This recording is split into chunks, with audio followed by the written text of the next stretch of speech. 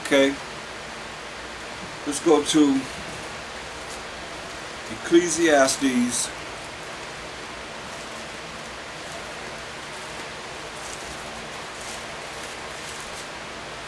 Ecclesiastes 12.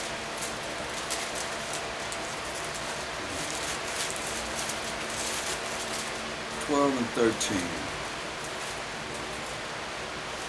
Let us hear the conclusion of the whole matter. Let us hear the conclusion of the whole matter. Fear the Most High, which is the beginning of knowledge, and keep His commandments, for this is the whole duty of man. Fear the Most High and keep His commandments, for this is the whole duty of man. For the Most High, h.o.i, shall bring every work, everything that we've done, in these mortal bodies, into judgment, with every secret thing, whether it be good or whether it be evil. That's it, y'all. So you got a choice to choose life or death.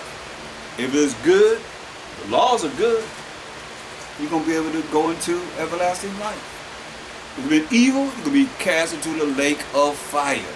Point blank. That's why I repent, for the kingdom of heaven is at hand.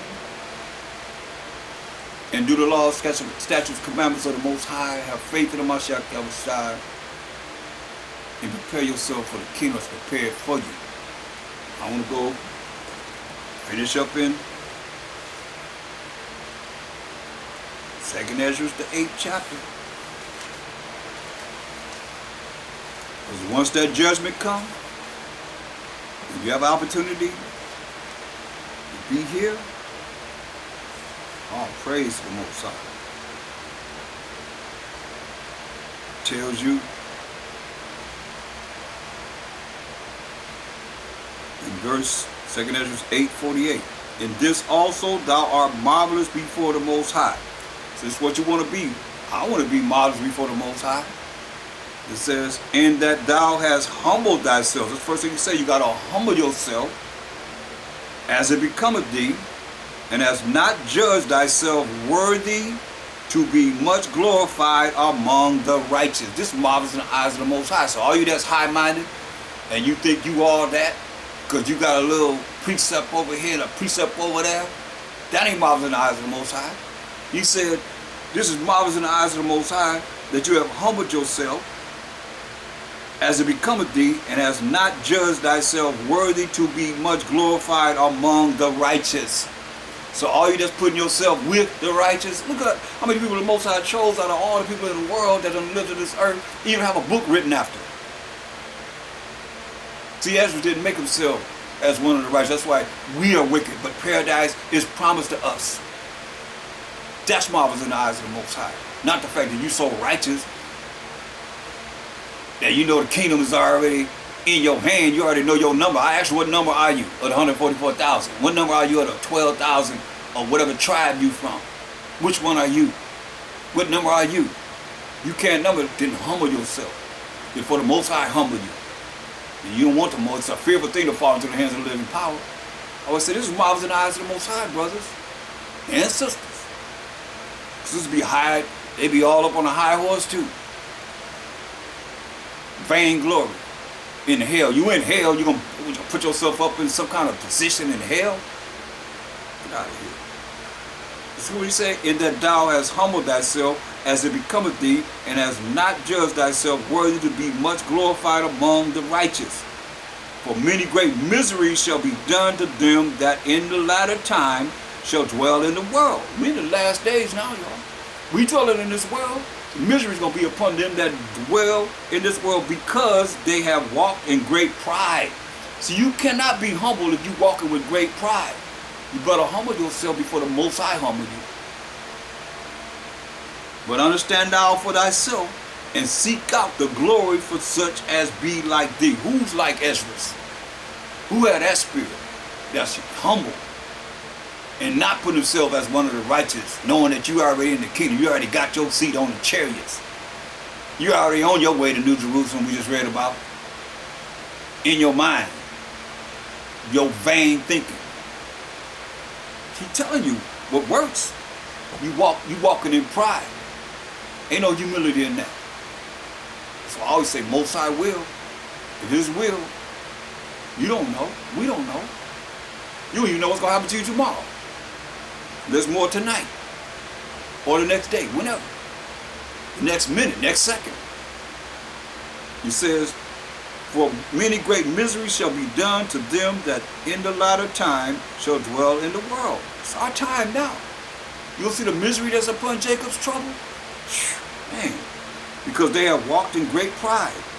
But understand now that for thyself, and seek out the glory for such as be like thee. For unto you is paradise open. Those that's like Esdras. They're not account themselves as one of the righteous.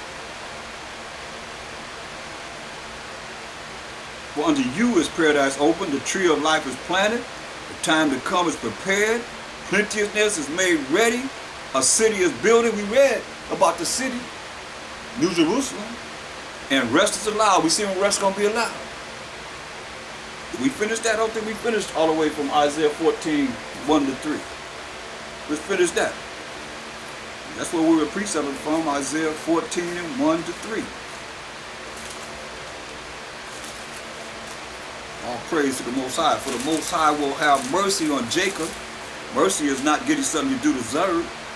And will yet choose Israel and set them in their own land. He will set us in our own land. And the strangers shall be joined with them, and they shall cleave to the house of Jacob. They will be cleaving to us. And the people shall take them and bring them to their place, and the house of Israel shall possess them, these strangers, these other nations, in the land of the Most High for service. That's men slaves and handmaids and women slaves. And they shall take them captives, whose captives they were, and they shall rule over their oppressors. See? And you look at Shem, Ham, and Japheth, everybody coming from Shem, Ham, and Japheth, they all had us in captivity. So they're going to be our servants and handmaids. This is when we get that rest. Once they are servants and handmaids in the kingdom, verse 3, and it shall come to pass in the day that the Most High shall give thee rest from thy sorrow, and from thy fear, and from the hard bondage wherein thou hast been made to serve. So now, that's that rest in the kingdom. Now going back to 2nd Ezra 8 and 52, and rest is allowed. That's when that rest is going to be allowed in the kingdom, as we just read. Yeah, perfect goodness and wisdom. Perfect goodness, perfect. The law is going to be made perfect, and the application of the knowledge of the Most High is going to be made perfect. The root of evil is sealed up from you, as if we make it to the kingdom. Most High will. Weakness and the moth is hid from you, and corruption is fled into hell to be forgotten. Forever and ever and ever. Sorrows are past. We done read about that. We're going to be singing songs of joy. We're going to rejoice and be glad forever and ever and ever. Sorrows are past. Ain't no more crying. Ain't no more tears. Ain't no more tear ducts. Sorrows are past. And in the end, it showed the treasure of immortality. See? In the end, it showed the treasure of immortality. That means we're going to be able to live forever and ever and ever and ever, Yahshua. That's the good news. The best news. Immortality. Eternal life. That's what this is all about. Our names being written in the book of life. Meaning we're going to be able to live forever and ever and ever. And nobody ever going to take us down. That's it. So if you like further information, you can reach me, Priest Thaahwam, at P.O. Box 20012. That's P.O. Box 20012, Long Beach, California, 90801-3012. Or you can call me at 562-235-1226. And with that, I'm out. Shalom.